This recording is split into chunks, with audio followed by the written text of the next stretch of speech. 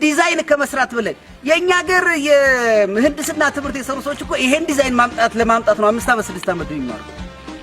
እነዚህ ሰዎች እዛ ሳይደርሱ ከደረሱበት ለምን ነው የምናስገድዳቸው? ከቻለ ዲግሪውን አምጥተን እንስጣቸው ለነሱ። ከዚህ በላይ ምን መሰልጠናል? ስልጣኔ በነገራችን ላይ በህግ መመራት ማለት ነው፣ ሌላ አይደለም።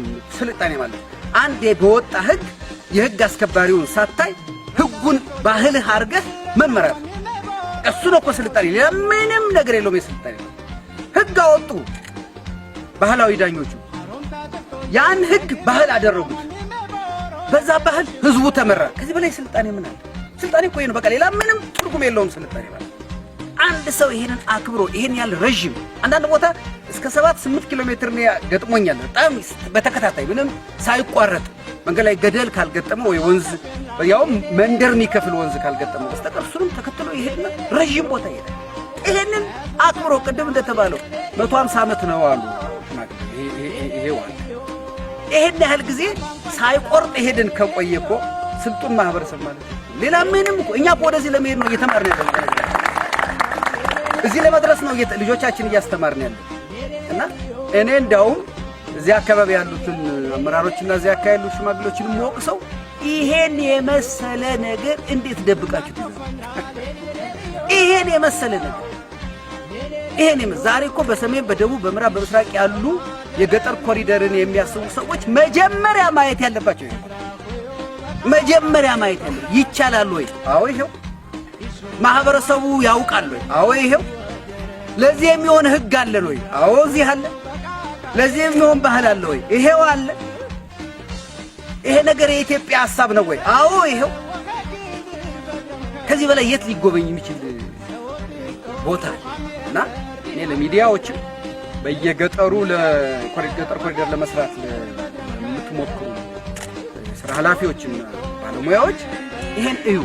እዚህ ቦታ ጀምሩ። እኔ እንዲያውም በመንገድ ላይ ያለፍኩባቸው የመጣቸው ከተሞች ይሄንን ወደ ከተማ ይዘው ባለመሄዳቸው ነው። ይሄንን ወደ ከተሞች መሄድ ነው።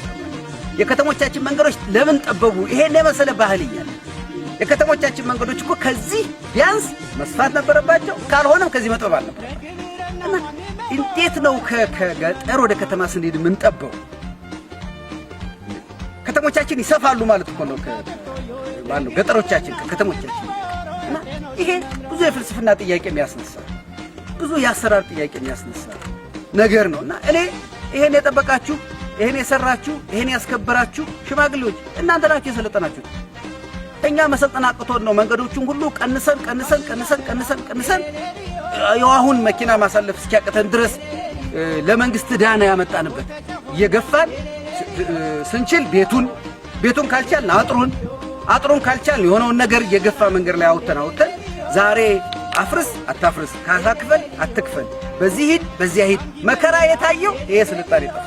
እና አደራችሁን የሰለጠናችሁት እናንተ ስለሆናችሁ እንደኛ እንሆናለን ብላችሁ መከራ እንዳለ እንደኛ እንሆናለን ብላችሁ እኛን እንደናንተ መሆን ያለ ይሄን ጠብቃችሁ ሂዱ። ለልጆቻችሁ ንገሯቸው ስልጣኔ ይሄ ነው።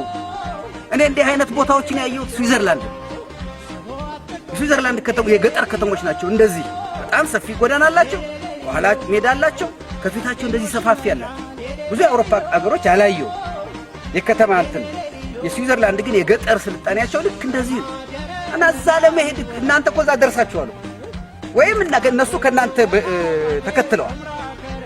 እኛ ወዴት እንሄድ እንችላለን ከዚህ የተሻለ ስልጣኔ ውስጥ? እና እዚህ ያላችሁ ወጣቶች፣ እዚህ ያላችሁ ባለድርሻ አካላት ይሄ ትልቅ ስልጣኔ እኛ ይህን መማር መቻል አለብን። የዞኑ ወረዳው፣ ክልሉ፣ ሌሎች ክልሎች፣ ሌሎች ወገኖች መጥተው እዚህ እንዲያዩ፣ የምህንድስና ሰዎችም ከዚህ መጥተው እንዲያዩ እንዲህ አይነት ጎዳናዎች መሰራት እንደሚችሉ የግድ የሆነ እዚህ እኮ ትራክተር የመጣ አይመስለኝም። እኔ አሰራሩን ሳየው ለዛ አይደለም። የሆነ ግሪደር አላስፈልጋቸው፣ የሆነ ዶዘርም አላስፈልጋቸው፣ የሆነ ነገር ማድረግም አለ። ባህልና ስርዓት ብቻ ነው የዘረጋቸው። ይሄንን ሌሎቻችን መቅሰም አለብን፣ መውሰድ አለብን። ሌሎች መጥተው እንዲያውት አድርጉ፣ ንገሯቸው። መጥተው እንዲያው እንንገር፣ ሁላችንም መጥተው እንዲያው መጥቶ እንዲህ እንደሚቻል በገጠር ውስጥ እንዲህ አይነት ያማረ ነገር መስራት እንደሚቻልና ባህል እንደሆነ መንገርም ማሳየትም አለብንና ይሄን የጠበቃችሁ የአካባቢው ሰዎች ይሄንን ደግሞ የተንከባከባችሁ ወጣቶች አባቶቻችን እሴት ነው ብላችሁ እናንተ ትመሰግናላችሁ። ስላየሁት በጣም ደስ ብሎኛል።